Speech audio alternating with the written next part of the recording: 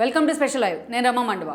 ఈరోజు లైవ్లో భాగంగా మనం తీసుకోబోతున్న టాపిక్ ఏంటంటే మెజారిటీ వైఎస్ఆర్సీపీ ఎమ్మెల్యేలు ఈరోజు పోటీ నుంచి వెనక్కి తగ్గే ప్రయత్నం చేస్తున్నారా అంటే అవుననే చెప్పాలి.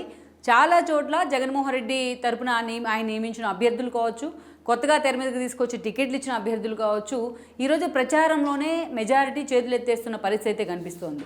అయితే నిజంగా ఒకవైపు టీడీపీకి సంబంధించి బీజేపీ, జనసేన, టీడీపీ కూటమికి సంబంధించి అనేక సర్వేలు కూటమిదే విజయం అని చెప్తూ ఉన్నాయి.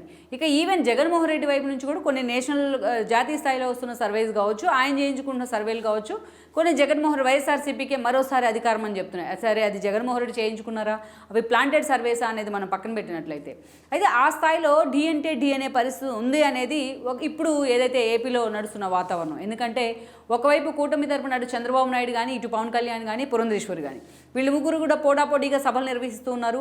ఈవెన్ ఈ ఏజ్లో కూడా చంద్రబాబు నాయుడు సోలోగా ఈరోజు ఫైట్ చేస్తున్న పరిస్థితి కనిపిస్తోంది. ఎందుకంటే రేపటి రోజున ఆయనకు అధికారం ఎంత ముఖ్యం అనేది కూడా ఆ పార్టీ భవిష్యత్తుని దృష్టిలో పెట్టుకొని, ఇక పవన్ కళ్యాణ్ కూడా అటు అదే స్థాయిలో ప్రచారం చేసే ప్రయత్నం చేస్తున్నారు. ఇద్దరు అవకాశం దొరికినప్పుడల్లా ఒకే వేదికను పంచుకుంటూ వెళ్తున్నారు. వీళ్ళతో పురంధేశ్వర్ లాంటి వాళ్ళు కూడా యాడ్ అవుతూ వస్తున్నారు కూటమి తరహాలో.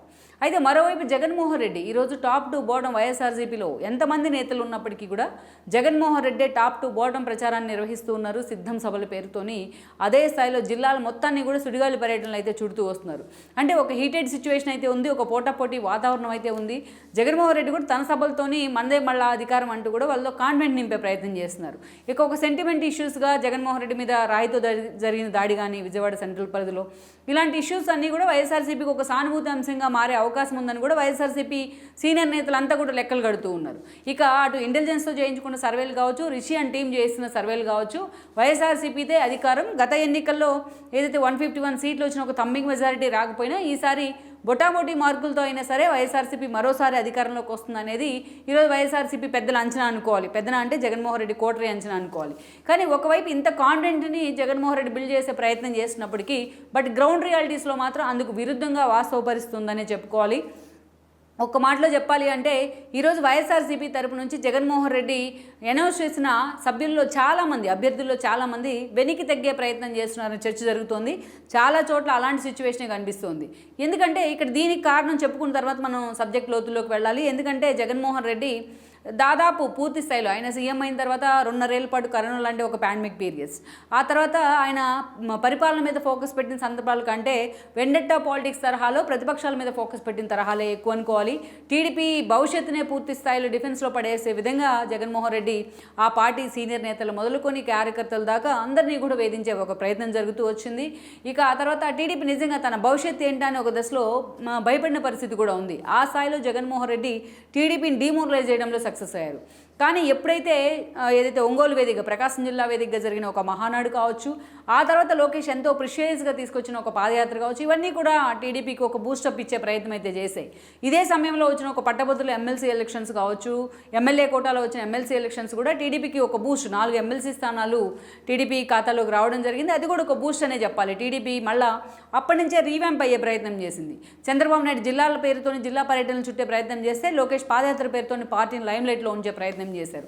ఇదంతా ఒక ఎత్తు అయితే ఇదే సమయంలో పార్టీ నుంచి తను నమ్ముకున్న వాళ్లే బయటికి వెళ్ళిపోవడం, తాను మంత్రి పదవి నుంచి పక్కన పెడితే సొంత ఫ్యామిలీ మెంబర్స్ అనుకున్న బాలినేని లాంటి వాళ్ళే తనకు ఎదురు తిరిగే ప్రయత్నం చేయడం, ఇవన్నీ కూడా జగన్మోహన్ రెడ్డికి ఎక్కడికక్కడ వ్యతిరేకతను అయితే బయటికి ఎక్స్పోజ్ చేస్తూ వచ్చాయి. అప్పటి నుంచి ఆయన ఎమ్మెల్యేల మీద కూడా ఫోకస్ పెట్టారు. గడప గడప ఇలాంటి కార్యక్రమాలు మొదలుకొని జగనన్నకు చెప్దాం లాంటి కార్యక్రమాల వరకు వాళ్ళని ఇనిషియేట్ చేసే ప్రయత్నం అయితే చేశారు. బట్ అప్పటికే జరగాల్సిన డ్యామేజ్ అంతా జరిగిపోయింది. చేతులు కాలేక ఆకులు పట్టుకున్న సందంగా వైఎస్ఆర్సీపీ వ్యవహారం అయితే తయారైంది. ఇక ఇదంతా ఒక ఎత్తు అయితే చంద్రబాబు నాయుడు ఎప్పుడైతే జగన్మోహన్ రెడ్డి స్కిల్ డెవలప్మెంట్ కేసులో అరెస్ట్ చేయించారో, చంద్రబాబు నాయుడు అరెస్ట్ తర్వాత పార్టీ టీడీపీ భవిష్యత్తు డిమోరలైజ్ అవుతుంది, పార్టీ డిఫెన్స్లో పడుతుందని జగన్మోహన్ రెడ్డి లెక్కలు కట్టారు. అది కేవలం 2 days మాత్రమే ఆ వాతావరణం ఉంది.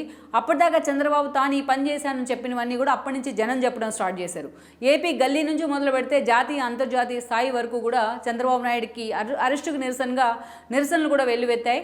సో అది చాలా ఒక అప్లాజ్ అయితే టీడీపీకి ఒక పూర్తి స్థాయిలో ఒక సెంటిమెంట్ అయితే హోల్డ్ అవుతూ వచ్చింది చంద్రబాబు నాయుడు జైల్లో ఉన్న 52 రోజుల పాటు.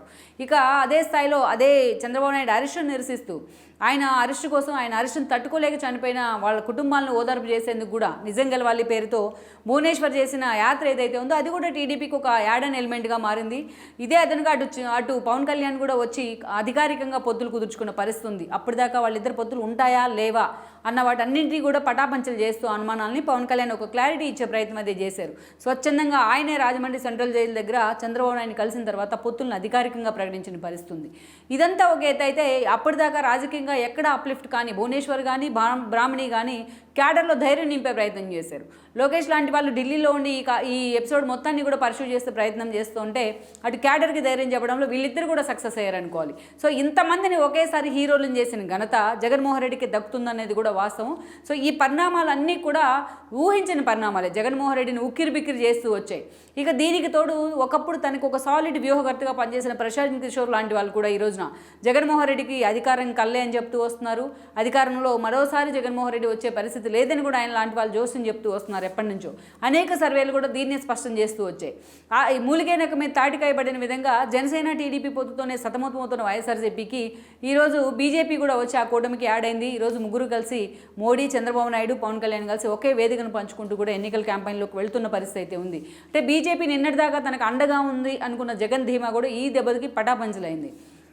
ఈ టోటల్ ఎపిసోడ్స్ మనం ఇప్పటిదాకా చెప్పుకున్న హైలైట్ చేసిన ఎపిసోడ్స్ తర్వాత జగన్మోహన్ రెడ్డి పూర్తి స్థాయిలో డిఫెన్స్లో పడ్డారు. ఆయన నిన్నటి వరకు కూడా జగన్మోహన్ రెడ్డి ఎమ్మెల్యే అభ్యర్థి ఎవరైనా పర్వాలేదు, నా ముఖం చూసి మాత్రమే జనాలు ఓటేస్తారని చెప్తూ వచ్చారు.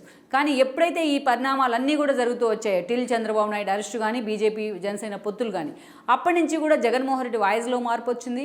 అందుకే అప్పటి నుంచి జగన్మోహన్ రెడ్డి షఫలింగ్ పేరుతోని ఎమ్మెల్యేల మీద ఎంపీల మీద ప్రయోగం చేసే ప్రయత్నం చేశారు. ఏకంగా 10 మంది ఎంపీలకు పైగా ఆ పార్టీని విడిచిపెట్టి పక్క పార్టీలోకి వెళ్ళిపోయారంటేనే అర్థం చేసుకోవచ్చు ఏ స్థాయిలో జగన్మోహన్ రెడ్డి మీద వ్యతిరేకత ఉంది అనేది. ఇక పార్టీ నుంచి వెళ్ళిపోయిన ఆర్కే లాంటి వాళ్ళు కూడా కాంగ్రెస్కి వెళ్ళిపోతే బదిలాడి మళ్ళీ తిరిగి వెనక్కి తెచ్చుకున్న పరిస్థితి ఉంది వైఎస్ఆర్సీపీలో. ఇక అభ్యర్థుల విషయానికి వచ్చినట్లయితే షఫలింగ్ పేరుతోని ఆ మంత్రిని ఎంపీగా, ఎంపీలని ఎమ్మెల్యేలుగా, ఎమ్మెల్యేలని మళ్ళా తిరిగి ఎంపీలుగా నిలబెట్టే ప్రయత్నం అయితే జరుగుతూ వచ్చింది. ఫర్ ఎగ్జాంపుల్ మనం ఒక్క విషయం చెప్పుకున్నట్లయితే చిలుకలూరుపేటలో విడుదల రజని ఎమ్మెల్యేగా ఉన్నారు, మంత్రిగా కూడా ఉన్నారు ఆవిడ, ఆరోగ్య శాఖ మంత్రిగా. అలాంటి విడుదల రజని మీద వ్యతిరేకత ఉందనే కారణంతో ఆమెను తీసుకెళ్లి గుంటూరు వెస్ట్లో నిలబెట్టే ప్రయత్నం చేశారు. సో ఇదే వ్యతిరేకత అక్కడ కూడా ఎక్స్పోజ్ అయ్యే అవకాశం అయితే ఉంటుంది. ఈవెన్ అనిల్ కుమార్ యాదవ్ మీద నెల్లూరు సిటీలోనే చాలా వ్యతిరేకత ఉంది. వైఎస్ఆర్సీపీ తరఫున ఫస్ట్ ఓడిపోయే సీట్ అనిల్ కుమార్ యాదవ్ అన్న అంచనాలు, సర్వేలు కూడా వచ్చాయి. అలాంటి అనిల్ కుమార్ యాదవ్ని తీసుకొచ్చి ఈరోజు నర్సరావుపేట ఎంపీగా నిలబెట్టే ప్రయత్నం చేశారు. సో ఈ షఫలింగ్ కానీ ఈ గందరగోళం అయితే వైఎస్ఆర్సీపీలో ఒకటి ఏర్పడింది. అసలు ఎవరికి టికెట్ దక్కుతుందో ఎవరికి టికెట్ దక్కదో అన్న అంచనాలు అయితే ఒక నెల రోజులుగా ఆ పార్టీని కన్ఫ్యూజన్లో పడేసాయి. మెజారిటీ నేతలు ఈ రోజున పక్క పార్టీ వైపు చూసే ప్రయత్నం చేశారు. టీడీపీలో జనసేనలో ఖాళీ లేదనుకున్న వాళ్ళు ఈరోజు షర్మిల వెంట నడిచే ప్రయత్నం చేస్తూ వచ్చారు. జగన్మోహన్ రెడ్డి ఎంత ధీమాగా ఒక లిస్టును ఒకేసారి అనౌన్స్ చేయించే ప్రయత్నం చేసినప్పటికీ ఈరోజు అక్కడ అకామిడేట్ చేయలేని చోట కొత్త అభ్యర్థులు పెడుతూ వచ్చారు. ఎందుకంటే ఈరోజు వేమిరెడ్డి లాంటి వాళ్ళు పార్టీని విడిచిపెట్టిన పరిస్థితుల్లో, వేమిరెడ్డి మీద పోటీకి నెల్లూరులో ఏ నేత కూడా ముందుకు రాని పరిస్థితి ఉంది. అలాంటి సిచ్యువేషన్లో సాయిరెడ్డి లాంటి వాళ్ళని జగన్మోహన్ రెడ్డి కన్విన్స్ చేసి మరి ఈ రోజున బలవంతపు పెళ్లి చేసే ప్రయత్నం చేశారు. అక్కడ ఆయనే స్వయంగా చెప్తూ వచ్చారు, వైజాగ్ నుంచి తనకు పోటీ చేయాలని ఉన్నా జగన్మోహన్ రెడ్డి తను నెల్లూరు నుంచి చేయమన్నారు అని. అక్కడే అర్థం చేసుకోవచ్చు ఎంత బలహీనంగా ఉన్నారు అభ్యర్థులు అనేది. ఇక ఎక్కడికక్కడ చాలా చోట్ల వైఎస్ఆర్సీపీ అభ్యర్థుల మీద వ్యతిరేకత వ్యక్తమవుతున్న తీరు కానీ, జగన్మోహన్ రెడ్డి రాయిదాడి పేరుతో చేసిన ఒక సెంటిమెంట్ అస్త్రం కానీ కూడా ఈరోజు వైఎస్ఆర్సీపీకి కలిసి వస్తున్న పరిస్థితి అయితే లేదని అనుకోవాలి. సో ఇలాంటి సిచ్యువేషన్. ఇక మరోవైపు చూసినట్లయితే ఈసీ జగన్మోహన్ రెడ్డి ప్రభుత్వానికి అనుకూలంగా ఉన్న అధికారులు అందరి మీద కొరడ జుల్పిస్తుంది. ఇప్పటికే 10 మందికి పైగా కీలకమైన అధికారులు ఎన్నికల కమిషన్ సస్పెండ్ కూడా చేసిన పరిస్థితి అయితే ఉంది.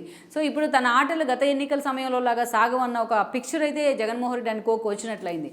సో ఇలాంటి ఒక 1 by 1 జరుగుతూ వస్తున్న ఇవన్నీ కూడా ఈ కారణాలన్నీ కూడా ఈరోజు వైఎస్ఆర్సీపీ అధిష్టానాన్నే కాదు వైఎస్ఆర్సీపీ నేతలను కూడా డైలమాలో పడేస్తున్నాయి. అందుకే మెజారిటీ చోట్ల మనం తాము గెలవము అనుకున్న ఎమ్మెల్యేలు ఎవరైతే ఉన్నారో, గత ఎన్నికల్లో జనసేన టీడీపీ వేరువేరుగా పోటీ చేయడం వల్ల లాభించిన ఎమ్మెల్యేలు అయితే ఎవరైతే ఉన్నారో ఆల్రెడీ వాళ్ళు జనసేన టీడీపీ పొత్తులు ఖరారైన రోజే కాడి కింద పడేసిన పరిస్థితి ఉంది. అలాంటిది ఈ రోజున బీజేపీ కూడా వాళ్ళకి యాడ్ అయ్యి ముగ్గురు కలిసి వెళ్తున్న సమయంలో ఈ రోజున అనవసరంగా మనం గెలవని చోట డబ్బులు ఖర్చు పెట్టుకోవాల్సిన అవసరం ఏంది అని కూడా ఎమ్మెల్యేలు వాపోతూ వస్తున్నారు.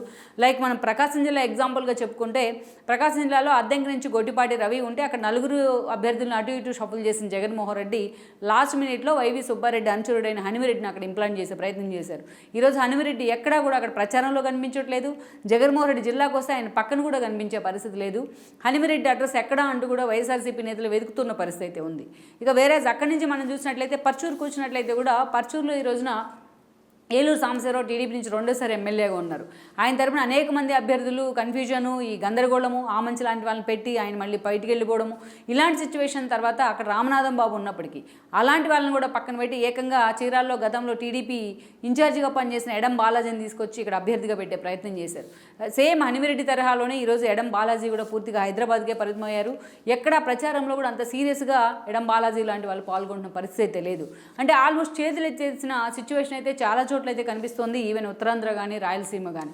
సో ఇక వీళ్ళంతా కూడా ఇప్పుడే ఈ తరహాలో ఉంటే ఎన్నికల నాటికి వీళ్ళంతా కూడా పూర్తి స్థాయిలో హ్యాండ్స్ అప్ అనే అవకాశం ఉందన్న అంచనాలు కూడా వస్తున్నాయి. ఆల్రెడీ అటు కూటమి నుంచి అభ్యర్థులు తండోపతండాలుగా వచ్చి ఈరోజు నామినేషన్లు వేస్తూ ఉన్నారు, ఒక సుజనా మొదలుకొని లోకేష్ లాంటి వాళ్ళ వరకు. బట్ వైఎస్ఆర్సీపీ నుంచి ఈరోజు ఆ హడావిడే కనిపించకపోవడం అయితే ఒక విశేషమనే చెప్పాలి. సో ఇది పార్టీ మొత్తాన్ని కూడా డిమోరలైజ్ చేస్తున్న అంశంగా అయితే మారింది ఆల్మోస్ట్. అందుకనే ఈ రోజున ఎన్నికల కంటే ముందుగానే చాలామంది అభ్యర్థులు కాడి కింద పడేసే ప్రయత్నం అయితే చేస్తూ ఉన్నారనే చెప్పుకోవాలి. జగన్మోహన్ రెడ్డికి ఇలాంటి షాకులు త్వరలోనే పూర్తి స్థాయిలో జరగబోతున్నాయని కూడా విత్ ఇన్ ద పార్టీలో కూడా ఈ చర్చ అయితే జరుగుతూ వస్తుంది. మరి ఇలాంటి సిచ్యువేషన్లో రేపటి ఎన్నికల వరకు కూడా ఎంతమంది అభ్యర్థులు జగన్మోహన్ రెడ్డి తరపున నిలబడి సాలిడ్గా వాళ్ళు ఎన్నికలను ఫేస్ చేసే అవకాశం ఉంది. ఓవరాల్గా జగన్ సిద్ధం సభల పేరుతో చేసిన హడావిడి ఎంతవరకు ఆ పార్టీకి వర్క్ అవుతుంది, ఈ సిచ్యువేషన్ ఎన్నికల వరకు కొనసాగితే వైఎస్ఆర్సీపీ భవిష్యత్తు ఎలా ఉండబోతుంది అనేది కూడా మనం చూడాల్సి ఉంది. ఈ వీడియో మీకు నచ్చినట్లయితే please share, like and subscribe R24 Telugu.